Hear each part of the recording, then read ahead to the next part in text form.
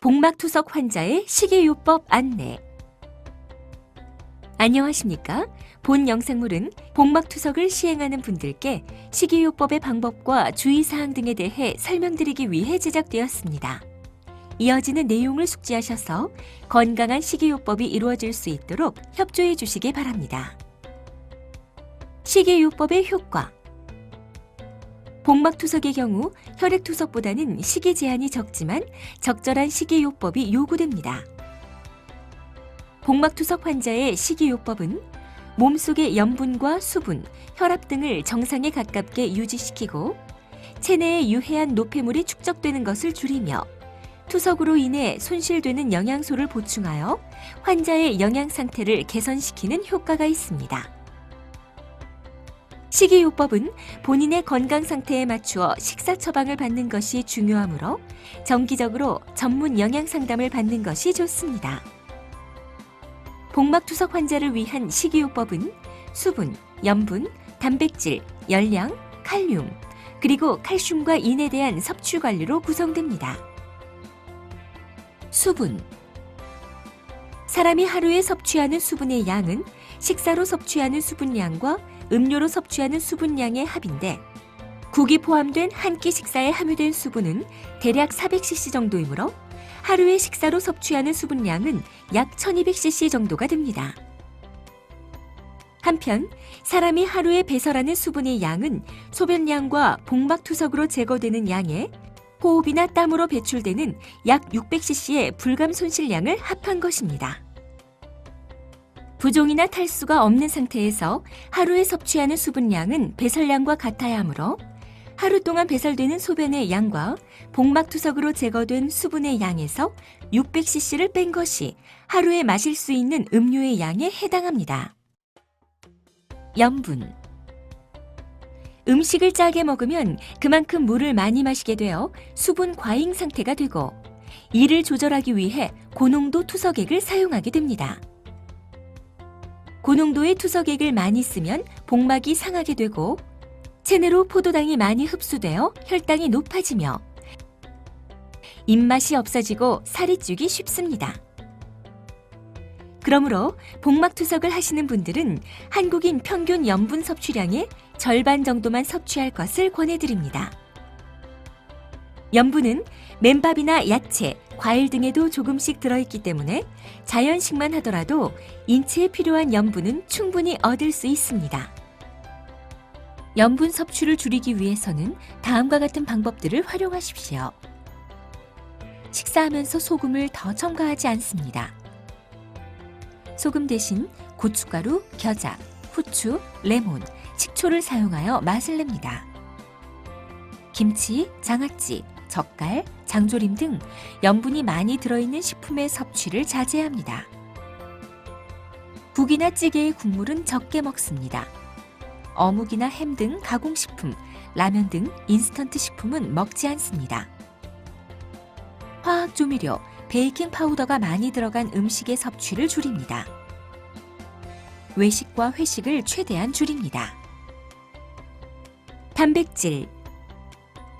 복막투석을 하는 분들은 투석액으로 단백질이 빠져나가므로 적당한 양의 단백질을 섭취하여 손실된 단백질을 보충하는 것이 중요합니다.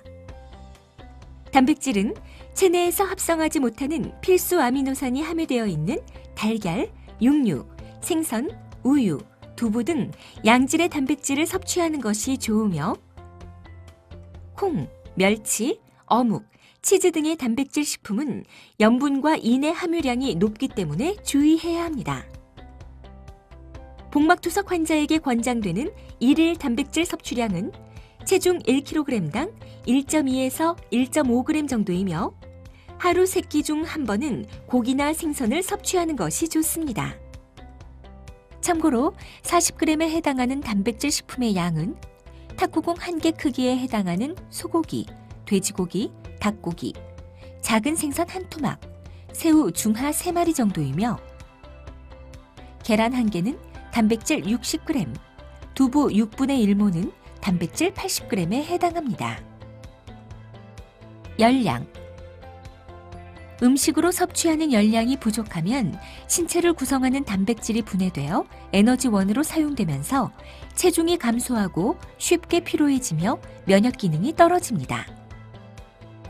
복막투석 환자는 체중 1kg당 하루 30에서 35kcal의 열량 섭취가 권장되며 격렬한 육체 노동을 하거나 저체중 환자, 입원 중이거나 복막염 등 스트레스 상황의 환자에게는 더 높은 열량 섭취가 권장됩니다. 하지만 복막투석을 하면 투석액에 포함된 포도당이 체내로 흡수되어 열량으로 제공되므로 적절한 영양 상담을 통해 열량 섭취를 조절하는 것이 중요합니다. 칼륨. 포타슘이라고도 불리는 칼륨은 심장, 근육, 신경계 등의 기능을 적절히 유지시키는 데 중요한 물질인데 그 농도가 비정상적으로 높아지면 손발 저림, 감각 이상, 근육의 마비, 전신 무력감 등이 나타날 수 있고 심할 경우 심장 박동이 불규칙해지는 부정맥이나 심장마비 등이 일어날 수 있습니다. 신부전 환자는 신장의 칼륨 배설 기능이 저하됨으로 인해 혈중 칼륨 농도가 높아지기 쉬우므로 칼륨의 섭취를 줄여야 합니다. 칼륨 섭취를 줄이는 방법은 다음과 같습니다. 칼륨은 거의 모든 식품에 들어있지만 특히 채소와 과일에 많이 들어있습니다. 그러므로 야채 섭취량은 하루 50에서 70g, 과일 섭취량은 하루 1, 2회 이하로 제한해야 합니다. 칼륨의 함량이 낮은 야채와 과일을 선택합니다. 과일군 중에서 칼륨이 적게 함유된 것으로는 금귤, 포도, 사과, 사과 주스, 파인애플, 단감, 연시, 레몬, 자두, 그리고 통조림으로 된 귤, 깐포도, 파인애플, 후르츠 칵테일 등이 있고 채소군 중에서 칼륨이 적게 함유된 것으로는 김, 마늘, 풋고추, 생표고, 더덕, 오이, 배추, 달래, 당근, 양상추, 양배추, 치커리, 마늘종, 무, 피망, 대파, 팽이버섯, 양파, 냉이, 무청, 가지, 숙주, 삶은 고사리, 삶은 고비, 콩나물, 깻잎, 녹두묵, 메밀묵, 도토리묵, 그리고 통조림으로 된 죽순 등이 있습니다. 한편 과일군 중에서 칼륨이 많이 함유된 것으로는 곶감, 멜론, 바나나, 앵두, 참외, 천도복숭아, 토마토, 체리토마토, 키위 등이 있으며 채소군 중에서 칼륨이 많이 함유된 것으로는 아욱, 근대, 머위, 미나리, 부추, 쑥, 시금치, 죽순, 참치, 물미역, 당호박, 늙은 호박, 쑥갓, 고추잎, 참나물 등이 있으므로 주의해야 합니다. 그 외 칼륨이 많이 든 식품으로는 잡곡류와 콩류, 감자, 고구마, 토란, 밤, 초콜릿, 캐러멜, 로얄젤리, 흑설탕, 황설탕 등이 있으므로 주의해서 드셔야 합니다.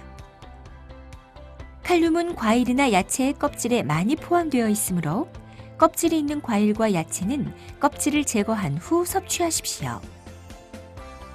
칼륨을 줄이는 조리법을 사용합니다. 칼륨은 물에 녹는 성질을 가지고 있기 때문에 재료는 되도록 잘게 썰어 물에 담가두었다가 조리하며 야채를 삶거나 데칠 때에는 재료에 4-5배 이상 물을 많이 넣고 삶거나 데친 다음에는 용기 속에 물을 버리고 깨끗한 물로 헹군 다음 드시는 것도 도움이 됩니다. 시중에 판매되는 식품의 성분표를 확인하는데 특히 나트륨 대신 칼륨을 첨가한 저염 소금이나 저염 간장을 주의해야 합니다. 한편 혈중 칼륨 농도가 식이요법으로도 조절되지 않는 경우에는 약물을 복용하기도 합니다. 칼슘과 인. 칼슘과 인은 뼈를 구성하는 중요한 요소입니다.